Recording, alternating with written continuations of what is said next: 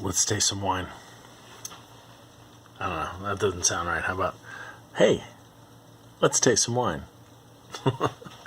So, as you can see, I'm hanging out in my garage again, and wanted to update you guys on what I'm drinking tonight, which is actually something that we talked about before. We talked about orange wines when you saw the wine from Ronco Severo, and orange wines, of course, are just a subsection of skin contact whites, or maybe skin contact whites are a subsection of orange wines. I don't know if they're really synonymous, and I can never really tell because, it changes with sort of the whims. In the late 90s, early 2000s, orange wine's really big, and then they faded quite a bit during kind of the recession, and then with the rise of natural wines, they came back. So anyways, but this is one that is a skin contact white that I think is truly one of the best wines in my portfolio from truly one of the most fantastic families that I've ever met in the wine business or outside of the wine business. The family is the Navacchia family. Originally, the winery was founded in the 60s by Sergio and his wife Tea, and now is run by his sons David and Vittorio Navacchia. And this is their Albana Secco, and Albana is the great grape of Emilia-Romagna.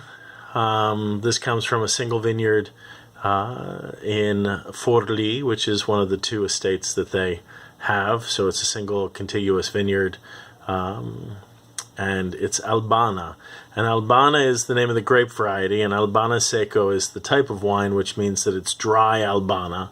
And Albana usually means that the wine originally somehow or another came up, during Roman times or before Roman times, came up from Albania or somewhere where the sun rises, because alba means sunrise in Italian, and Albana means of the sunrise. So it also could mean that many centuries ago, where you planted this grape variety was where the sun would shine first on the vineyard.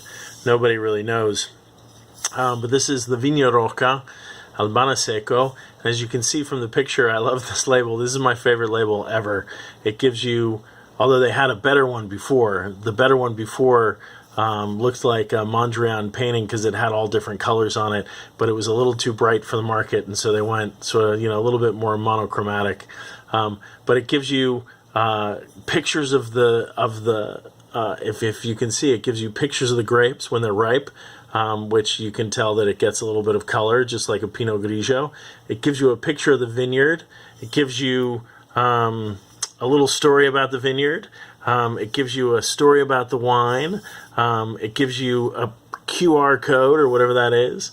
It gives you a UPC, a history of the winery, what you should pair this wine with food-wise. I don't know if you really need to see that.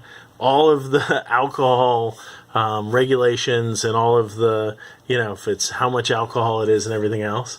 And I just think it shows you, it has a map of Italy, so it shows you where in Italy it's from. And I think it's just the best label ever. And it's a wine that is a skin contact white, right? So it's a wine that stays 15 to 20 days on the skins, and you can see the golden color that it gets, right? Especially when it's aged. This is the 2015 that I'm drinking, and you can see how that golden color gets. But the great thing about it is that it is truly a dry wine, and it's fantastic. Oh my God, I know I say that word a lot, but I really dig it. It's so incredibly fresh in the nose. It's a wine that can age forever. It's made from organically grown grapes. And I just love the people. I mean, Sergio, the patriarch of the family, is just incredibly welcoming. He's a man of the world. He has interesting stories about, being a journalist in the 1970s in the Far East, or in the Middle East. I think and he's just a fantastic guy. And of course, his sons who run the winery are not too far off from that as well. And I think Vittorio Navacchia, who is the winemaker for the estate, he's my age. We were born in the same year, and he is by far my most experimental of my winemakers. He's now making wines fermented in clay pots because he saw that some other people were doing it, and he was like, hey, I'll try that. And it turns out that his is better than almost anybody else's, well, pretty much in northern Italy. I told him, I was like, hey, you know, I think it would be great on your sparkling wine if you guys put a crown cap, because, you know, like a crown cap, it actually signifies to people that that's sparkling wine. And so they don't even have to think about it. They know that if they put off the crown cap, you know, if they put off the you know, if they pop off the cap, they know they're going to have a sparkling wine. And within a week, he was telling me that the next time I was getting sparkling wine from them, it was going to be under crown cap. So bottle cap, right?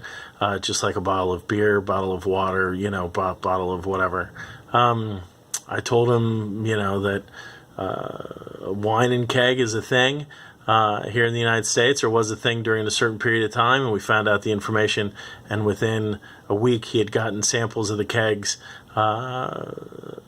from Slovakia, and had learned how to, you know, bottle in kegs his own wines, and now it's one of the most popular things that they sell in New York City. It's just amazing. They sell hundreds of kegs per year, and he just, you know, you give him a little bit of info, and he takes it and he runs with it, and he comes back incredibly quickly, and they're just really, really great guys. Anyways, so back to the wine. Skin contact means that it's been on the skins for 15 to 20 days. And what it does is it picks up a little color, and it picks up the tannin of the skins. And so you get a wine that's three-dimensional. It's not thin and, you know, devoid of character. You may think that this would be a sweet wine, but it's completely dry. Doesn't even, gosh, this is 2015. It's not even oxidized at all. I mean,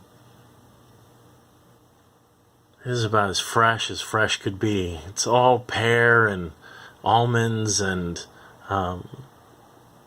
it really reminds me of just hanging out with those guys, and just the incredible kindness that they have in general for everyone. They're just really great people. So anyways, to get back to that,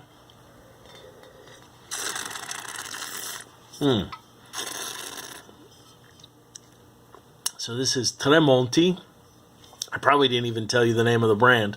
It's Tre Monti, so 3 mountains, Vigna Rocca, Albana Secco from Emilia-Romagna, and as it says there, 100% Albana. It's a wine that you can bank on, that's incredibly inexpensive, and I love it, and I love the people, and I hope you guys get to discover it too. Hope you're well. Stay safe.